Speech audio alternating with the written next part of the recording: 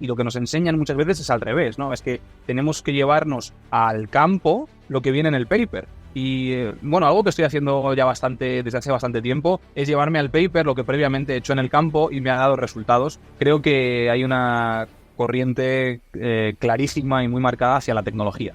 Creo que la revolución tecnológica que estamos viviendo y que ya llevamos viviendo unos cuantos años está cambiando el paradigma del entrenamiento deportivo. Damos comienzo a otra entrevista más con nuestros profesores Five Star. En este caso, bueno, tenemos el placer de compartir con el doctor Sergio Maroto Izquierdo. Sergio, buenos días. Antes de nada, pues bueno, agradecerte que estés con nosotros y la primera pregunta es saber un poco de tu actualidad, de qué estás haciendo, cómo estás distribuyendo tu tiempo en cuanto a la investigación, el entrenamiento, la docencia. Muy bien, pues nada, muchas gracias por invitarme. Es como siempre un lujo estar con vosotros y me encanta además poder hacerlo compartiendo este espacio con gente que admiro, especialmente contigo, que además bueno, pues de ser un grandísimo profesional eres un amigo y me encanta lo que hacéis, así que estoy súper orgulloso de estar una vez más con vosotros. Estoy liado, como siempre. De hecho, ahora mismo me pillas en proporción A y entre un entrenamiento y otro, porque, bueno, desde siempre lo que me ha gustado es entrenar y, bueno, soy una persona muy deportista, una persona que ama el deporte y estudié ciencias del deporte precisamente por esta razón, ¿no? Entonces yo lo que hago un poco en mi día a día es compaginar el entrenamiento, la prescripción del ejercicio físico con la docencia universitaria y con la investigación. Serían las tres, bueno, por las tres líneas que dirijo y que no entiendo la una sin la otra. No entiendo el entrenamiento sin la investigación, ni la investigación sin el entrenamiento, y por supuesto lo que está en el medio, que es la docencia, y que a mí me enseña muchísimo y aprendo mucho dando clase y además me gusta también. Muchas También veces, mucho. muchas veces el tema de tener la oportunidad, porque entiendo que hay mucha gente que también le gustaría hacerlo, pero es más complicado, el tener la oportunidad de investigar eso que durante el entrenamiento, ¿no?, te genera incertidumbres, te genera dudas, dices tú, joder, esto es más fruto de mis ideas o realmente funciona. Entonces, la oportunidad de tener todos los mecanismos, las maquinarias para poder investigar, yo creo Total. Mm. que abre muchísimo, ¿no? Muchísimo campo para decir, Sí, te abre líneas de investigación, te da ideas, genera conocimiento, ¿no? La propia investigación de la aplicación práctica, porque la idea y lo que nos enseñan muchas veces es al revés, ¿no? Es que tenemos que llevarnos al campo lo que viene en el paper. Y bueno, algo que estoy haciendo ya desde hace bastante tiempo, es llevarme al paper lo que previamente he hecho en el campo y me ha dado resultados con el deportista, ¿no? Entonces, cuando veo algo que creo que puede ser interesante, bueno, lo aplico directamente. Muchas veces lo pruebo yo conmigo mismo, lo probamos nosotros aquí con mis compañeros de Proporciona a modo de creatividad, a modo de innovación, y luego lo aplicamos directamente con deportistas, vemos que funciona y después hacemos el paper. Yo creo que ese camino existe, lo que pasa que probablemente en muy pocas líneas de conocimiento, en muy pocas áreas se puede hacer, y las ciencias del deporte es una de ellas. pues sí. Sergio, ¿cómo has visto evolucionar el entrenamiento en los últimos años? ¿Hacia dónde crees que va el futuro del entrenamiento, el futuro del fitness? Hmm. Creo que hay una corriente clarísima y muy marcada hacia la tecnología. Creo que la revolución tecnológica que estamos viviendo y que ya llevamos viviendo unos cuantos años está cambiando el paradigma del entrenamiento deportivo. Y eso, bueno, pues es innegable, ¿no? Y no verlo o no querer adaptarse o no querer implementar las nuevas tecnologías, yo creo que es quedarse atrás porque el futuro va en esa dirección, sobre todo en forma de datos. Creo que el entrenamiento está evolucionando mucho hacia la obtención, tratamiento y manejo de la información, de los datos, de las variables cuantitativas. Y creo que esa es principalmente la nueva corriente a la hora de desarrollar entrenamientos. Y va desde la parte preparatoria, es decir, desde que yo diseño el entrenamiento, que ya hay aplicaciones, inteligencia artificial, etcétera, etcétera, que me ayuda a diseñar, que me ayuda a planificar, por supuesto pasando por la valoración, la adquisición de datos para saber cómo está progresando el deportista y controlar su evolución, y evidentemente en el propio entrenamiento, donde ya tenemos tecnología puntera, como puede ser el entrenamiento basado en la velocidad, la resistencia neumática, los motores eléctricos, bueno, creo que o están ya dibujando un poquito la dirección de las ciencias del deporte en los próximos años. De hecho, sobre eso tengo alguna pregunta un poquito más tarde, pero es cierto que en toda la entrevista que estamos haciendo, sobre todo todo el que se dedica al entrenamiento, coincide en lo mismo, ¿eh? Las nuevas tecnologías, sobre todo en el momento de adquirir los datos para evaluar y para controlar el entrenamiento, Sí. poder cuantificarlo, es cierto que o te pones al día o realmente vas muy atrasado con respecto a los demás. Totalmente. Probablemente haya otro punto importante, ¿no? Que sea el tema de la imagen corporal, las redes sociales. Bueno, creo que por ahí también hemos evolucionado mucho, ¿no? En la forma que tenemos de adquirir información. Yo creo que eso ha cambiado por completo y ahora es muy habitual que la gente comparta sus entrenamientos en redes sociales, que veamos nuevos ejercicios, que queramos a lo mejor copiar un modelo que estamos viendo a través de las redes sociales.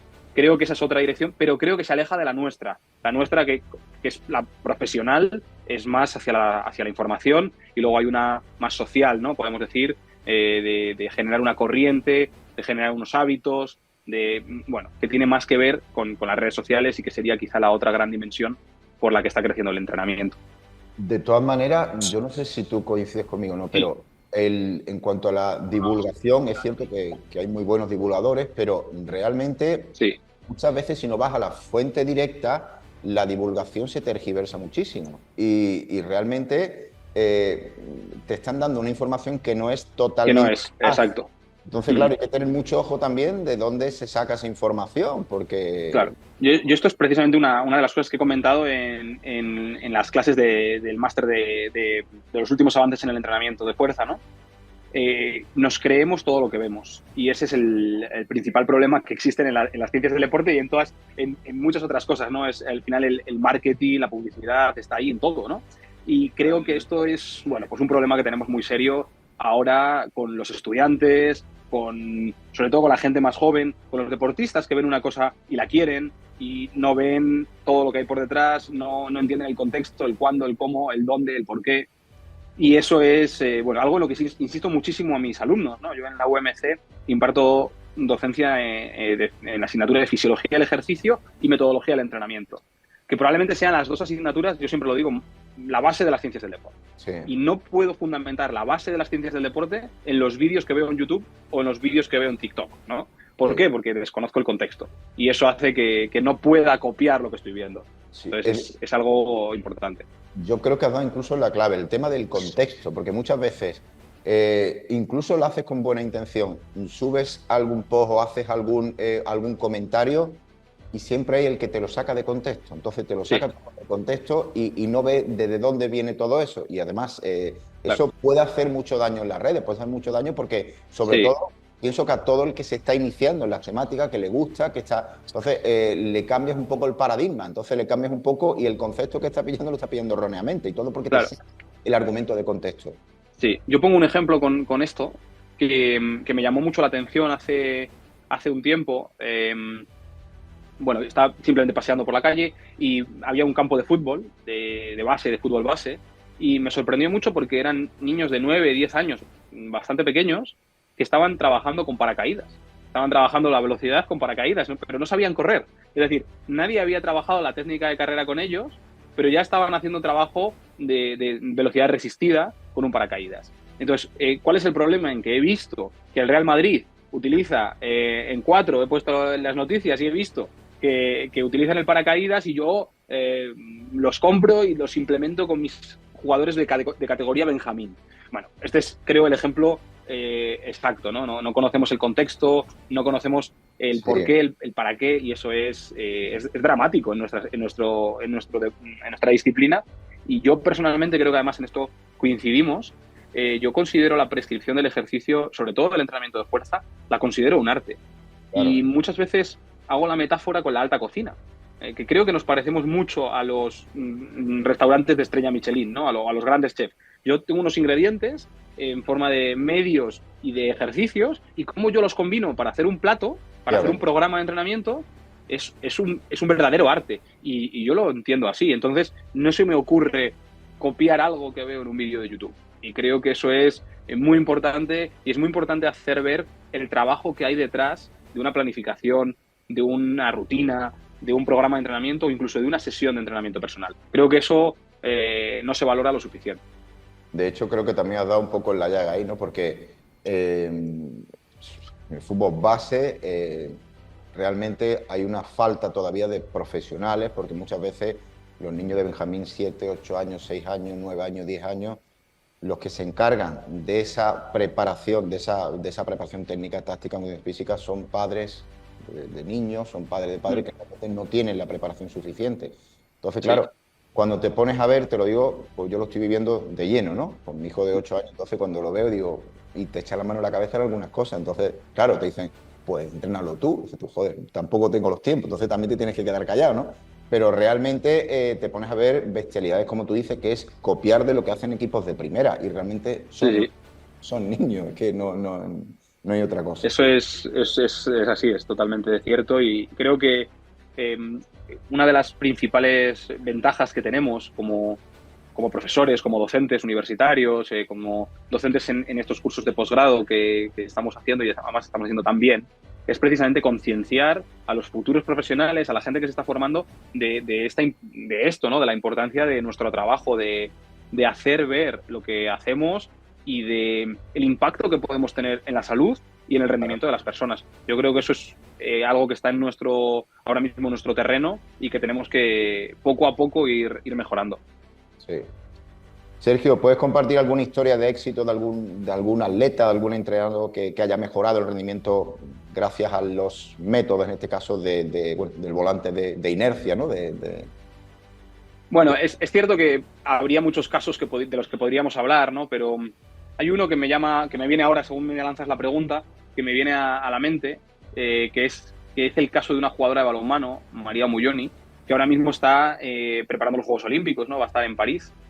Y que, bueno, trabaja con nosotros desde hace 7 años, 8 años, cuando ha estado en Valladolid, porque es una jugadora de balonmano profesional que ha estado en diferentes ciudades, dedicándose profesionalmente al balonmano, y que creo que sería el caso que destacaría. Pero haría un pequeño paréntesis y diría que su éxito no es solo debido a los dispositivos Flywheel. Es cierto que nosotros los utilizamos y los implementamos como un medio más, y siempre intentamos dar ese extra en el entrenamiento, ese extra de trabajo, de estímulo neuromuscular con el entrenamiento Flywheel, e incluimos 1 o 2 ejercicios en cada sesión con estos medios, ¿no? A veces ninguno, pero normalmente los incluimos.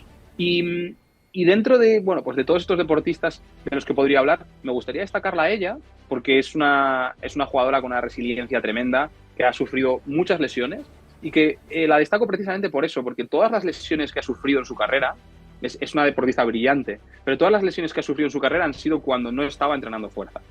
¿Por qué? Porque estaba concentrada con la selección española, y tenía un volumen de trabajo grandísimo, se rompió el cruzado, porque estaba en otro equipo donde trabajaban de otra manera distinta y la fuerza no era prioritaria, o no lo era como lo entendemos nosotros, y tuvo 3 lesiones de gravedad en el hombro, otra en la rodilla y también en la planta del pie.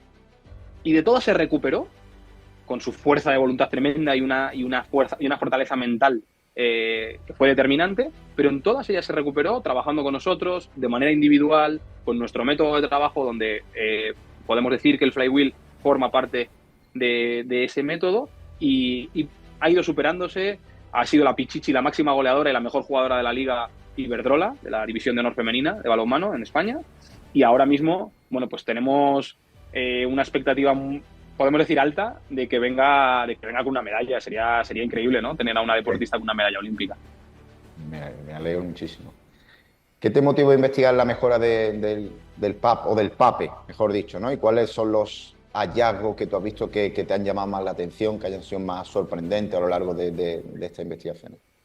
Pues, bueno, me sorprendió mucho conocer sobre la existencia de un fenómeno fisiológico que potenciaba el rendimiento subsecuente, ¿no? Minutos después. Esto lo conocí en 2017, 2018, cuando estaba haciendo mi tesis doctoral en Australia. Allí estaban investigando sobre el PAP, ¿vale? La potenciación posactivación sería la traducción al español, y es un fenómeno fisiológico evocado eléctricamente que ocurre entre 30 segundos y 3 minutos. Entonces, en esa investigación, que yo era un sujeto experimental y que colaboraba con un compañero allí en Australia, me empecé a cuestionar las posibilidades de que eso lo pudiésemos conseguir con ejercicios de fuerza. Y efectivamente me fui a PubMed y ya había algún estudio. Por entonces no había tantos y lo llamaban PAP, erróneamente, porque el fenómeno PAPE es un fenómeno fisiológico distinto. De hecho, su origen y su explicación, su mecanismo fisiológico no está totalmente claro.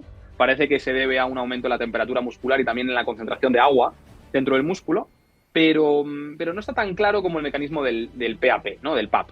Entonces, bueno, vi varios artículos, todos ellos con entrenamiento con cargas gravitacionales e intensidades bastante altas, superiores al 80% del 1RM, y entonces se me encendió la bombilla de esto lo tenemos que hacer con Flywheel. Y de hecho fuimos los primeros en hacer un estudio con Flywheel y el ejercicio de sentadillas en el calentamiento. Básicamente es una actividad de acondicionamiento, podemos decir, muy breve, una microdosis de un ejercicio, una serie, 2 series, como muchísimo 3 series, y a mí eso ya me parece mucho, que hago dentro del calentamiento.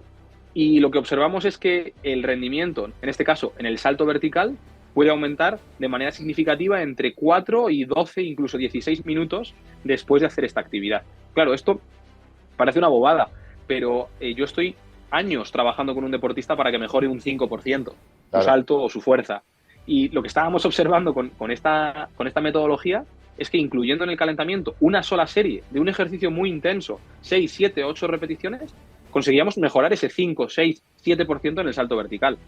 Esto en deportes individuales en los que la competición la determinan, o el éxito en la competición lo determinan milésimas o centímetros, puede ser un game changer total. Puede ser que consigas una medalla o una clasificación o que no la consigas. Entonces me pareció muy atractivo.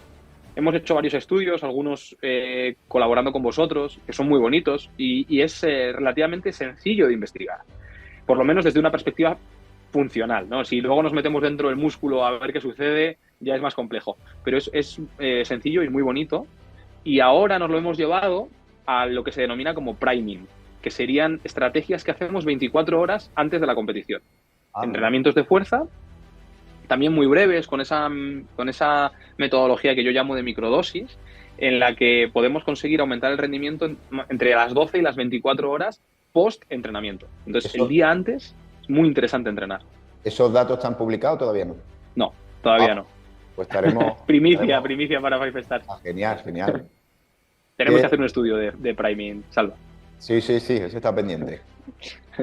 Que aprovecho, porque la siguiente pregunta precisamente era de tu estancia en Australia, ¿no? Que una de las universidades más prestigiosas del mundo. ¿Qué puedes decirnos? ¿Qué experiencia te trajiste de allí? ¿Qué tuvo de positivo todo eso?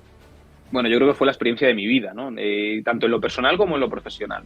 Estuve en Edith Cowan University con Ken Nosaka y Anthony Blazevich, que son probablemente el investigador más importante en fisiología muscular y ejercicio excéntrico, que es Ken Nosaka, el sensei, que le llaman allí, y Tony Blazevich, que es probablemente uno de los biomecánicos más importantes del mundo, ¿no? Entonces, ir allí con 2 referentes mundiales a una de las mejores universidades del mundo, para mí, yo siempre lo digo, fue un viaje al futuro. Aprendí muchísimo.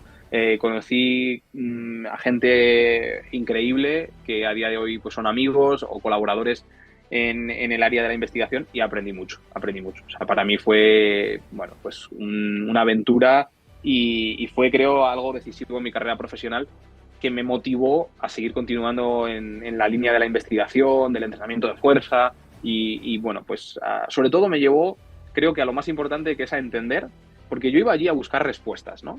Claro. Y me ayudó, el ir allí me ayudó a entender algo que me dijo Tony Blazevich el primer día, que es que en la ciencia, cuando buscas una respuesta, te encuentras con más preguntas.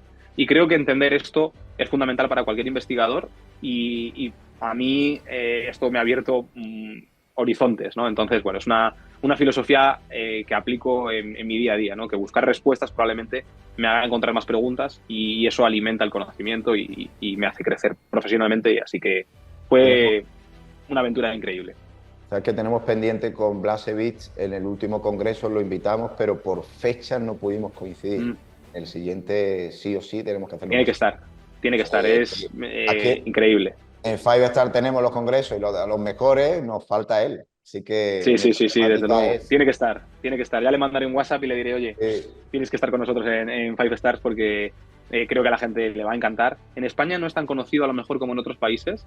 Tiene un libro de biomecánica en el deporte que yo es una lectura que recomiendo a mis alumnos y es muy didáctico. Él, hablando, es muy didáctico y hablamos de él como biomecánico, pero sabe Pero muchísimo de neurofisiología y creo que nos puede dar, vamos, una clase magistral espectacular. sí.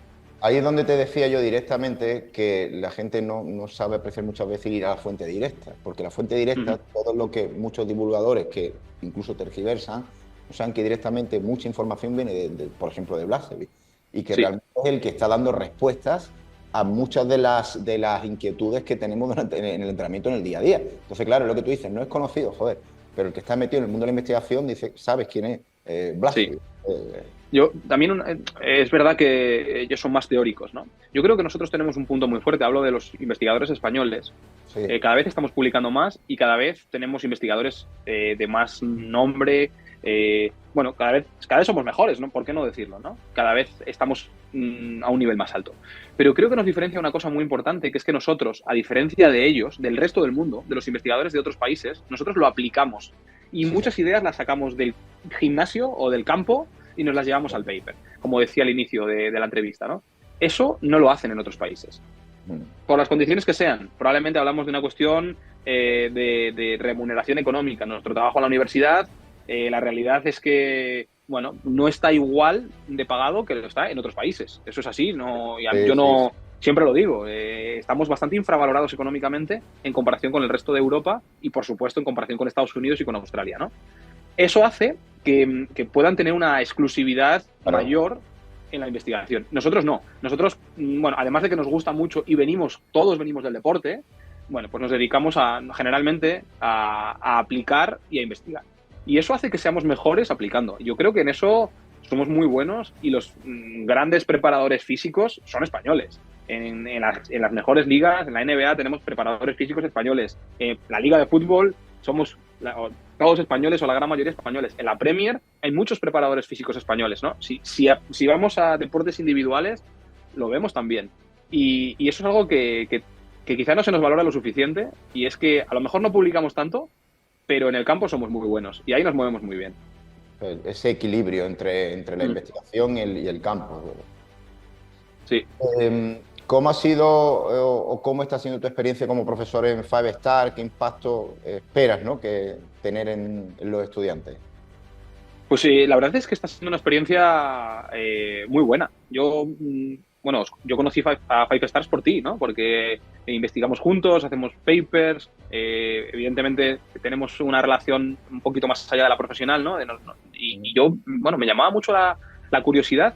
La gente hablaba muy bien, yo leía los comentarios y entonces justo me invitasteis me recuerdo al primer congreso que organizasteis, que fue una auténtica pasada, que yo hablé de ejercicio excéntrico, de dónde veníamos y hacia dónde vamos, y a partir de ahí me he vinculado totalmente a vosotros porque creo que a los alumnos de grado les hace falta esto, ¿no? Les hace falta el pasito extra, el ir un poquito más allá de lo que nos enseñan en la carrera, de lo que nos enseñan en el grado, para poder aplicar con mayor rigor, para poder ver ejemplos, para poder ver cómo lo hacen otros profesionales de otros países, de otras ciudades, de otras universidades. Y a mí eso me parece que es fundamental, ¿no? El abrir la mente, abrir horizontes y ver cómo lo hacen otros. Porque Five Stars tiene una cosa muy buena, que es que combina la teoría con la práctica. Entonces, creo que eso es lo que a lo mejor nos falta en las universidades, que nos vamos a los manuales, nos vamos a los papers y por tiempo, por medios, porque al final damos una asignatura en un Sí. cuatrimestre, no podemos explayarnos tanto ni ir a algo tan concreto como sí que podemos hacer aquí. Yo se lo recomiendo a mis alumnos de grado y creo que todo lo que me llega es que los alumnos están muy contentos, me escriben, me mandan correos agradeciéndome, me siguen en redes sociales. Bueno, creo que para mí eso es pues muy, muy enriquecedor y la verdad es que me enorgullece mucho. Siempre lo digo, ¿no? El ver que la gente está contenta con lo que hago, con lo que cuento, que aprenden de lo que intento transmitir y eso Five Star lo logra. De hecho, fíjate, porque cuando elaboramos el cuadro docente, precisamente ese es el perfil que buscamos, es decir, un perfil donde estés al día en cuanto a la investigación, se investiga mejor, pero sobre todo también que tengas ese punto práctico, que lo que estés tú exponiendo a los alumnos, que lo estés llevando en tu día a día. Y ese mismo perfil que tú dices de españoles también lo encuentro bastante en Sudamérica, quizás menos en Estados Unidos por el tema económico que hablábamos antes y demás, pero en Sudamérica en muchos casos es similar, es decir, te mueves en una investigación y te mueves también en el día a día, en el entrenamiento. Entonces, por eso el elenco de profes que hemos buscado de España y Sudamérica, precisamente por ese perfil de que le ofrezca al alumno de Five Star el día a día, qué solución vas a tener, y además yéndote a la fuente directa, es decir, mira, yo he investigado esto y he hecho esto. Y esto es lo que estoy haciendo en mi día a día, y no solo son elucubraciones de lo que yo creo que puede... No. Esto está funcionando y lo he comprobado. Y eso es muy... le da un extra, ¿no? A los cursos de entrenamiento y de nutrición que tenemos nosotros aquí, ¿no? Sí, desde luego. Y tener gente, yo lo he dicho desde el principio, a mí una cosa que me encanta de Five Stars es que voy a dar clase y lo voy a dar rodeado de gente que admiro y que profesionalmente son referentes, que yo he estado al otro lado en muchas de sus ponencias, en muchas de sus clases, y eso desde luego es un punto fuerte y es un atractivo muy grande, y es lo que yo entiendo que debe de buscar el estudiante o el egresado, ¿no? En ciencias del deporte, la experiencia de otros. Sergio, en tu opinión, ¿cuál es el error más común que cometen los atletas en el entrenamiento de fuerza y cómo crees, ¿no?, que podemos paliar eso? Lo tengo clarísimo. Es entrenar poco. ¿Cómo? Entrenar poco.